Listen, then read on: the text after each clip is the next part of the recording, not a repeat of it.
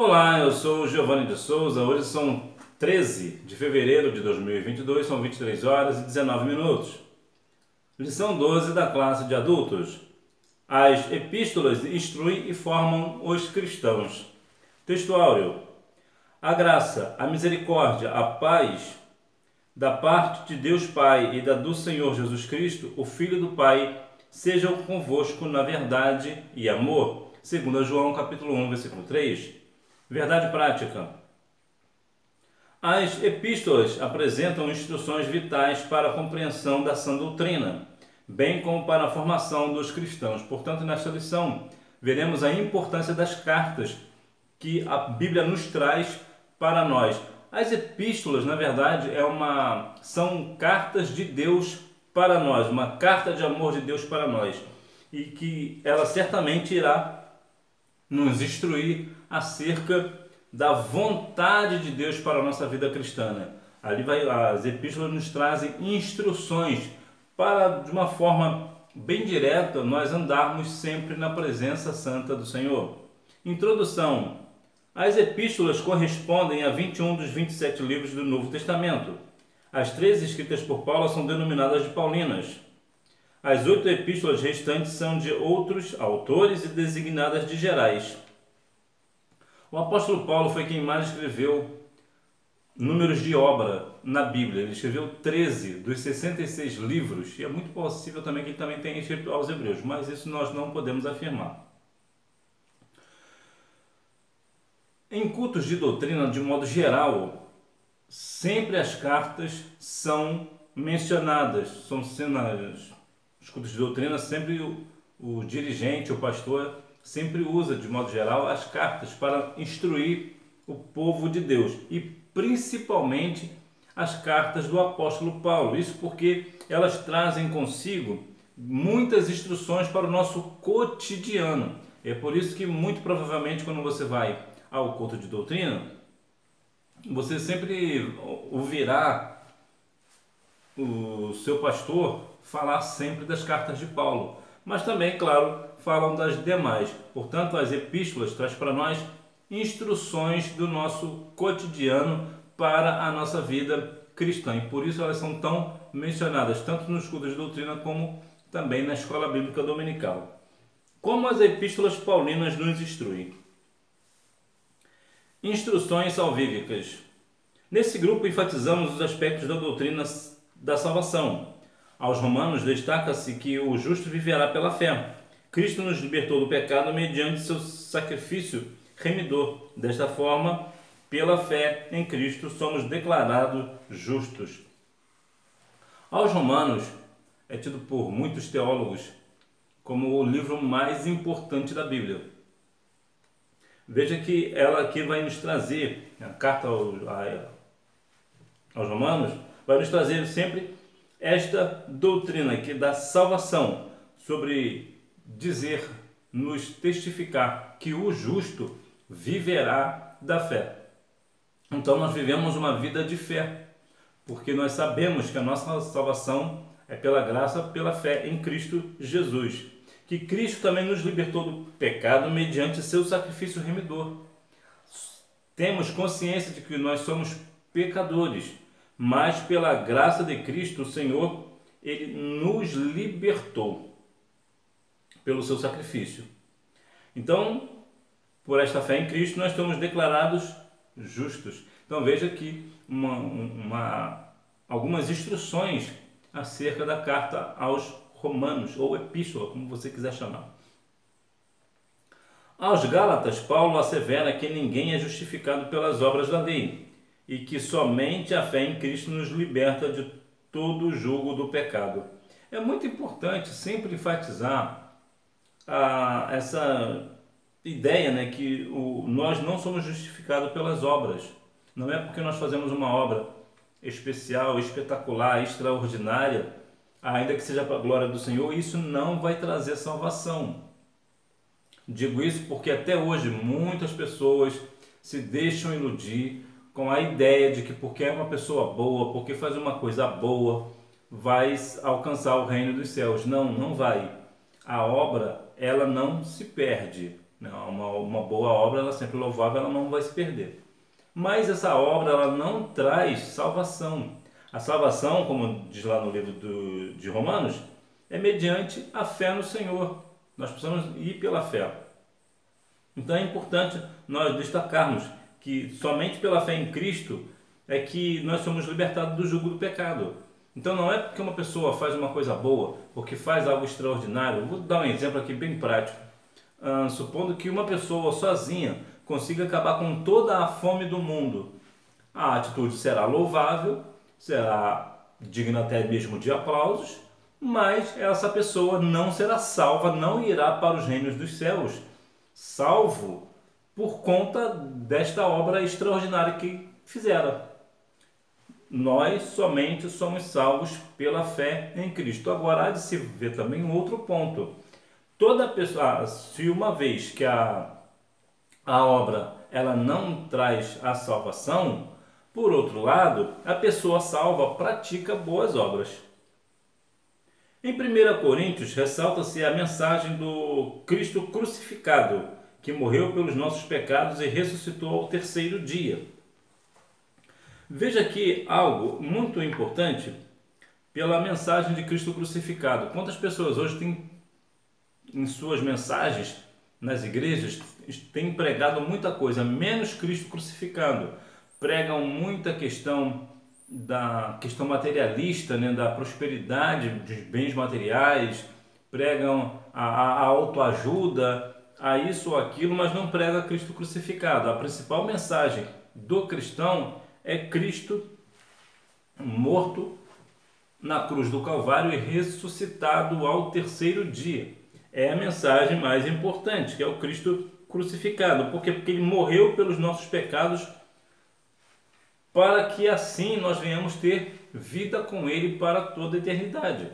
Então não adianta uma pessoa estar dentro da igreja achando que por estar na igreja ela terá bens materiais aqui.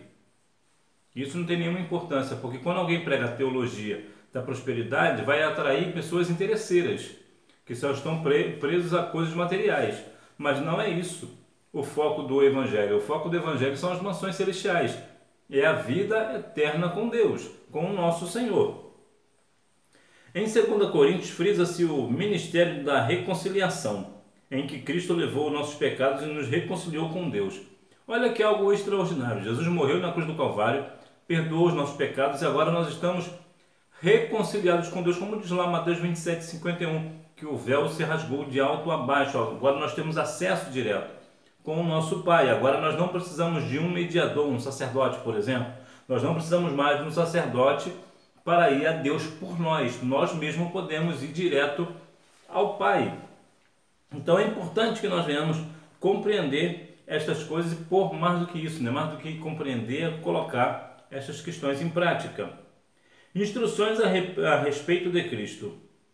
Nesse enfoque, o destaque são os aspectos da doutrina de Cristo. Aos Efésios, o tema é Cristo como cabeça e a igreja, o seu corpo. Nesse sentido, a igreja foi eleita em Cristo e redimida em Cristo para a glória de Cristo. Veja então aqui ao livro dos Efésios, que vai nos trazer que Cristo é a cabeça da igreja. É Cristo quem manda na igreja, não é o pastor, é o Senhor. Nosso Senhor e Salvador Jesus Cristo, Ele que é o cabeça da igreja, e a igreja é o seu corpo, né? Veja que a igreja foi eleita em Cristo. Então veja que toda a base da igreja, ela é Cristo. Ela é redimida em Cristo. Então, para a glória de quem? Para a glória de Cristo. Então veja que aqui nos traz a respeito de Cristo, as instruções a respeito de Cristo. A igreja é fundamentada em Cristo. Aos Filipenses, a mensagem enfatiza que o viver é Cristo. Ele é o segredo da verdadeira alegria e o modelo de vida para o salvo. Quando vemos algumas questões de pessoas que querem ser iguais a uma ou iguais a outra, não há um pecado em si de você ter uma pessoa como referência de evangelho, por exemplo. ou até mesmo num outro segmento, não é numa profissão, por exemplo, você segue uma profissão e você tem uma pessoa que você tem como o espelho para você, como uma referência para você. Não há nenhum problema nisso. O grande problema é quando vemos um modelo de uma pessoa e é somente essa pessoa que vemos. Nós não temos uma outra referência. O que eu quero dizer é que Cristo é a nossa referência. Nós precisamos ser cristãos. Nós, como cristãos, nós vamos seguir a Cristo. O que é cristão? É um pequeno Cristo. Então nós temos que ser como Cristo foi. E como Cristo foi? Cristo foi obediente ao Pai até a morte e morte de cruz. É possível que nós não venhamos morrer pela morte de cruz, né? Mas nós precisamos também ser fiel até a morte. O que é ser fiel até a morte? Aqui há 2 pontos. Primeiro que a gente, sim, nós precisamos ficar fiéis até o dia da nossa morte. Mas o texto vai nos falar principalmente de ser fiel até se for para morrer pela causa. Então nós temos que ter Cristo como nosso maior modelo, né? Como o apóstolo Paulo disse, né? Sejais meus imitadores, assim como eu sou de Cristo. Aos Colossenses, Paulo sublinha que a vossa vida está escondida em Cristo. A igreja está unida em Cristo, morta e ressuscitada com Cristo. Em suma, Cristo é a suficiência para todo o cristão. Aqui eu vou generalizar. Cristo é a suficiência para toda a igreja. Então a igreja ela é fundamentada em Cristo. A igreja ela está unida em Cristo. Ela está escondida em Cristo. Então veja que a palavra vai nos trazer essa suficiência em Cristo. Nós não precisamos de um outro líder. Nós não precisamos de um outro Deus. Nós temos a Cristo que é o nosso sustentador. Ele é suficiente para nós, para a nossa salvação. Instruções sobre as últimas coisas. Esses ensinos enfatizam os aspectos da vida de Jesus. Em 1 Tessalonicenses, Paulo ensina que no retorno de Cristo, nós, os que ficarmos vivos, seremos arrebatados, sendo necessário para esperar o Senhor conservar irrepreensível o espírito, a alma e o corpo. Como nós seremos arrebatados? O que eu preciso fazer para ser arrebatado naquele grande dia do Senhor? Manter consagrado a minha alma, corpo e espírito.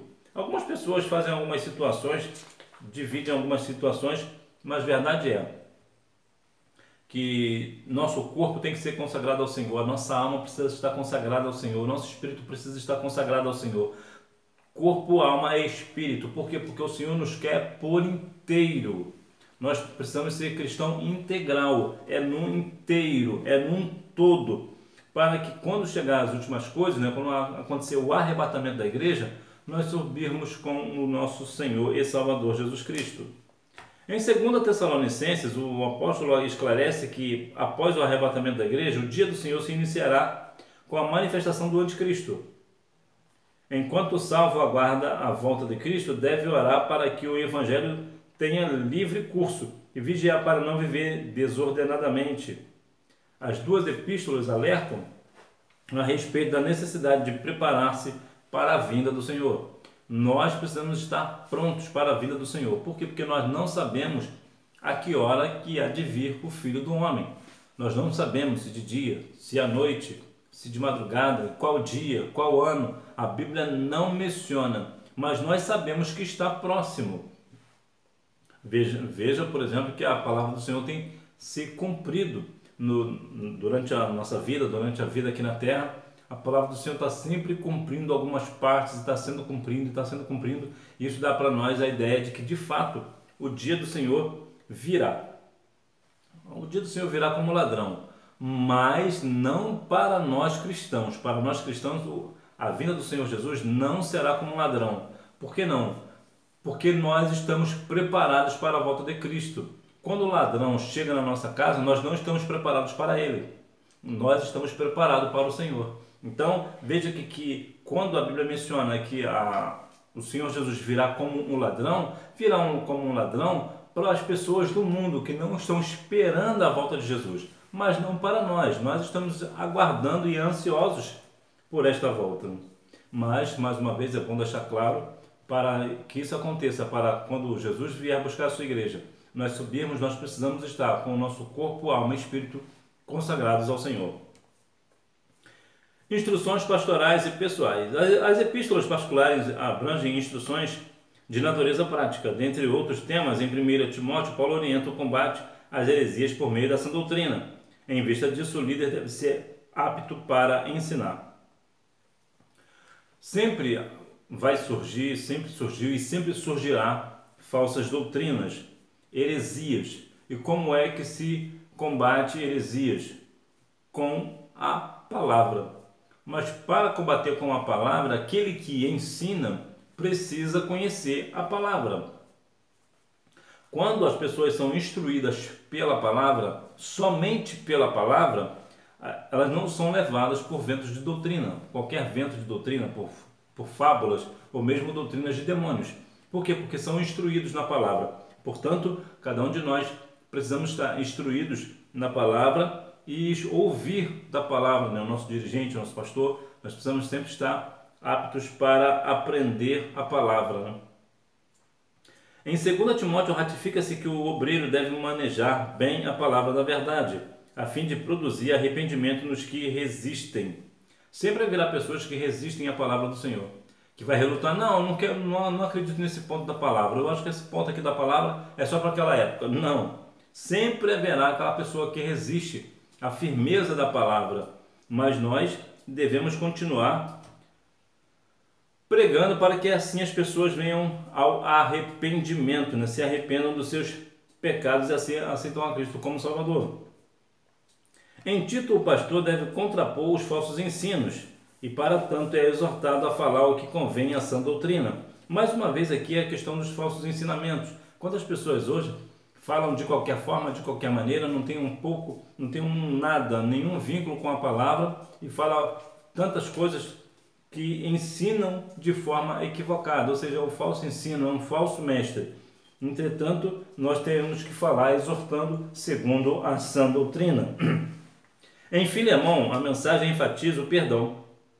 O transgressor arrependido deve ser recebido mais do que servo como irmão amado.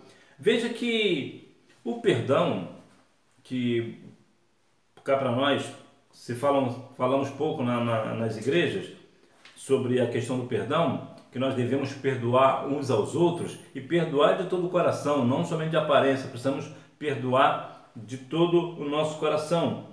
Agora, o ponto do transgressor, aquele transgressor arrependido, o pecador arrependido, ele precisa ser recebido como um irmão amado no meio da igreja.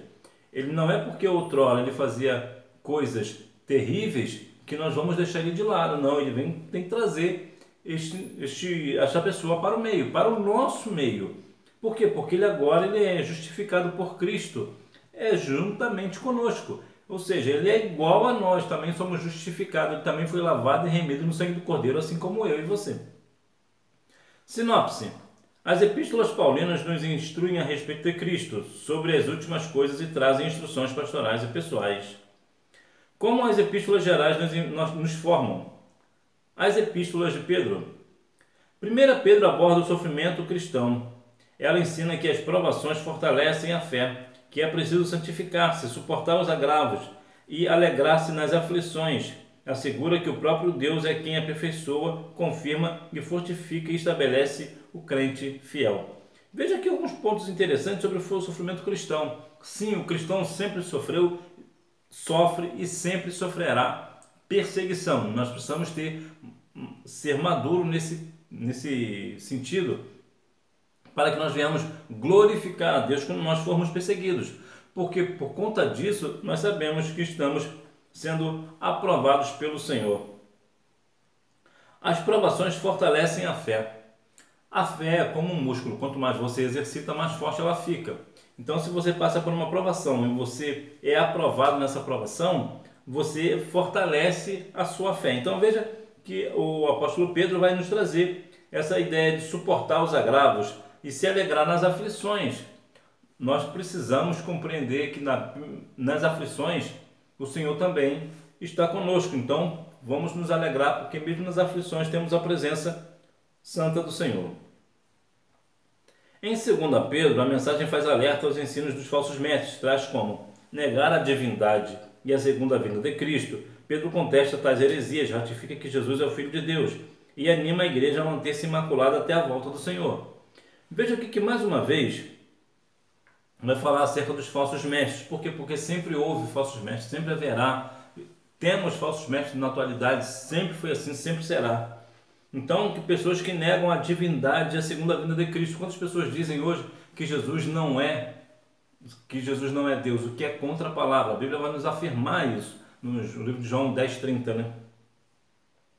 Veja que até mesmo na segunda vinda, que Jesus não vai vir mais, e nega tantas outras coisas, mas nós precisamos continuar animados, esperançosos, felizes, alegres, buscando esta esperança, porque sabemos que é a sua esperança, né?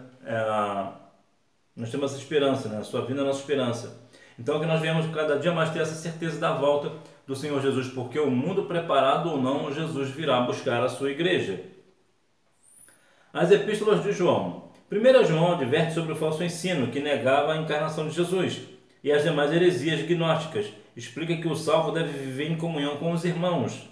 Afastar-se da prática do pecado, amar uns aos outros e vencer o mundo por meio da fé. Então veja que mais uma vez, heresias, falsos ensinos. Veja que aqui eu vou me ater aqui sobre a ideia de o salvo deve viver em comunhão com os irmãos. Quantas pessoas hoje se dizem salvos, mas não têm comunhão com os irmãos? O que é ter comunhão? É ter algo em comum. As pessoas não estão juntas, né? Não tem mais esta importância, não se julgam mais importantes uns para com os outros, não tem mais a comunhão, né? Em 2 João, as heresias do gnosticismo são novamente refutadas. A igreja é exortada a perseverar na doutrina de Cristo e usar de sabedoria ao receber pessoas em casa. Então, até mesmo não receber pessoas em casa, nós precisamos saber receber, né? Em 3 João, destaca-se a fidelidade de Gaio e Demétrio e a reprovação do mau testemunho de Diótrefes. Por fim, João adverte ao cristão: não sigais o mal, mas o bem. Quantos cristãos hoje não estão dando um bom testemunho, né? São completamente reprováveis no testemunho, né? Alguns até dizem, né? Eu ser cristão igual aquele ali, prefiro ficar aqui do jeito que eu estou mesmo. Olha que ponto que chega, né? O falso testemunho. As outras gerais. Aos hebreus, a ênfase repousa-se na supremacia de Cristo. Ele é o sumo sacerdote que por seu próprio sangue executou uma eterna redenção. Desse modo, o crente é estimulado a olhar para Cristo, o autor e consumador da fé. Jesus é o nosso autor e consumador da fé. Então nós precisamos ter fé no Senhor, confiar no Senhor, saber e reconhecer que Ele é o nosso sumo sacerdote, que todo o poder lhe foi lhe dado nos céus e na terra. Em Tiago, o autor esclarece que a fé sem obra é morta. Acentua que a fé deve ser mostrada em ações. Por isso o texto adverte o cristão a ser praticante da palavra e não somente ouvinte. Aqui é algo que nós vamos observar bem, né? Que as pessoas falam muito, mas não vivem a palavra. Às vezes até fala bem, mas não pratica. Mas nós devemos a cada dia mais ter a fé com obras, né?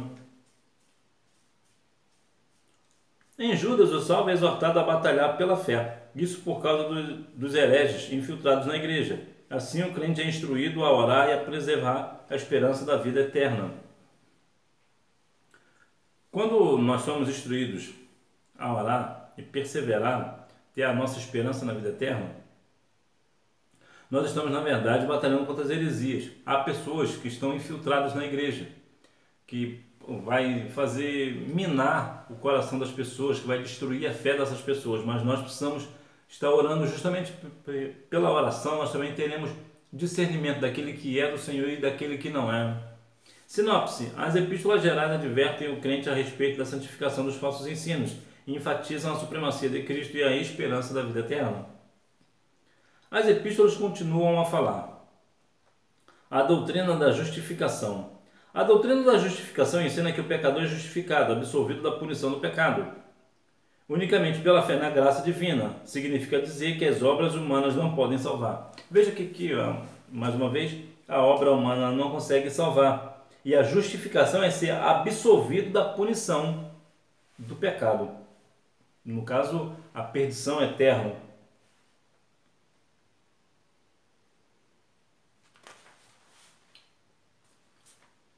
A doutrina da santificação.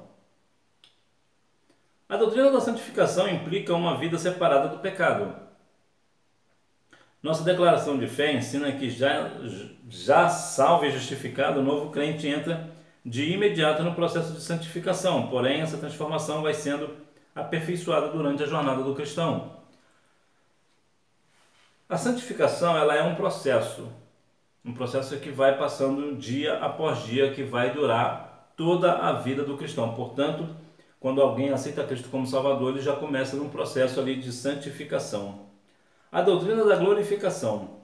A doutrina da glorificação é a última etapa da nossa salvação.